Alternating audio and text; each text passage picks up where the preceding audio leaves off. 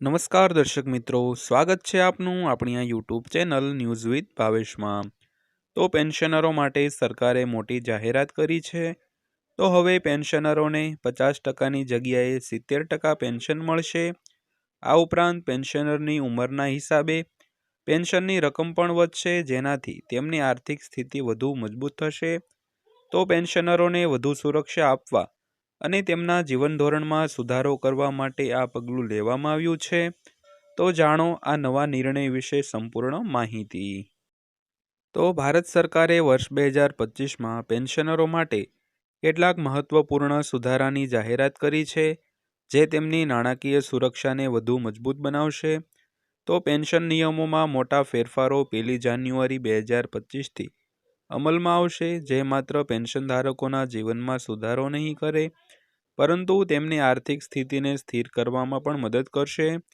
તો આ ફેરફારોમાં EPS 19.5 પેન્શનરો માટે પેન્શન ઉપાડની પ્રક્રિયા, પેન્શન વૃદ્ધિ યોજનાઓ અને છેલ્લા મૂળભૂત પગારના 70% પર પેન્શનની પુનઃસ્થાપના જેવા ઘણા મહત્વપૂર્ણ સુધારાઓનો સમાવેશ થાય છે। તો EPS 19.5 પેન્શનરો માટે રાહત 2025 પેન્શનરો માટે ખાસ વર્ષ હશે। ખાસ કરીને EPS 19.5 પેન્શનરો માટે તો હવેથી 1 જાન્યુઆરી 2025થી આ પેન્શનરો કોઈપણ બેંકમાંથી તેમનું પેન્શન ઉપાડી શકશે। તેનાથી તેમને વધુ સુવિધા મળશે।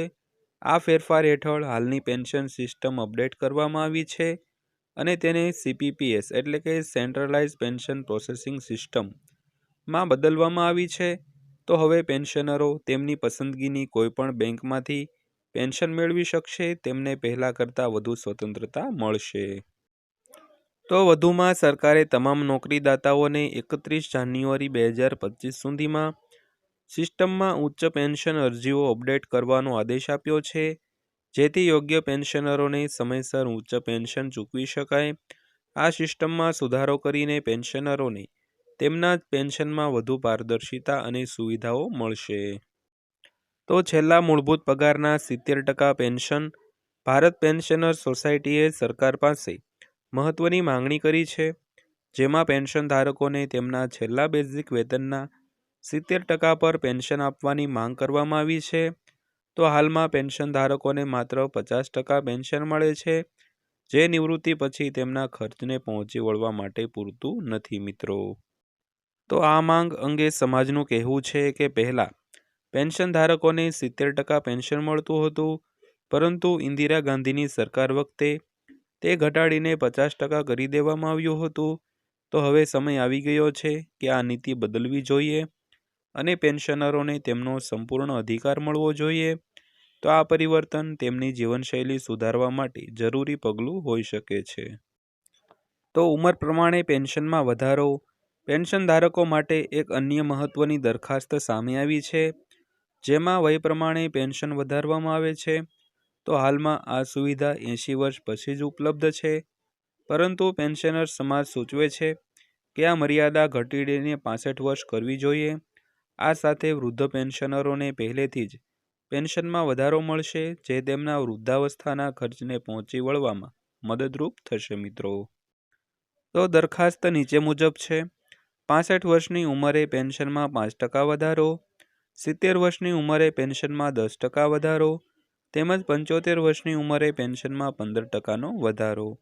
તો આ પગલું પેન્શન ધારકોને જીવનમાં નવી ઉર્જા તો આપશે જ, પરંતુ તેમની આર્થિક સુરક્ષાને પણ મજબૂત કરશે મિત્રો।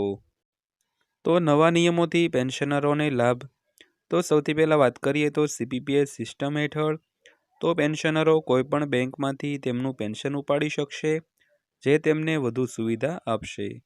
ત્યારબાદ 31 જાન્યુઆરી 2025 સુધીમાં ઉચ્ચ પેન્શન માટે અરજી પ્રક્રિયા પૂર્ણ કર્યા પછી પેન્શન ધારકોને ઉચ્ચ પેન્શનની ચૂકવણી સમયસર થશે મિત્રો। તો વય યોગ્ય પેન્શનમાં વધારો તો પેન્શનરોને ખાસ કરીને વૃદ્ધાવસ્થામાં સારી નાણાકીય સ્થિતિ પ્રદાન કરશે। ત્યારબાદ વાત કરીએ તો બેંક દ્વારા હોમ વેરિફિકેશનની પ્રક્રિયા પેન્શનરોને સુવિધા આપશે, ખાસ કરીને એવા વૃદ્ધ પેન્શનરો કે જેઓ શારીરિક કારણોસર બેંકમાં જઈ શકતા નથી। તો સરકારના આ સુધારાઓ પેન્શનરોને માત્ર આર્થિક સુરક્ષા જ નહીં આપે, પરંતુ તેમની જીવનશૈલીમાં પણ સુધારો થશે, જેથી તેઓ વૃદ્ધાવસ્થામાં આત્મનિર્ભર અને સુરક્ષિત અનુભવી થશે મિત્રો. તો મિત્રો, વિડીયો અંત સુધી જોવા બદલ આપનો દિલથી આભાર.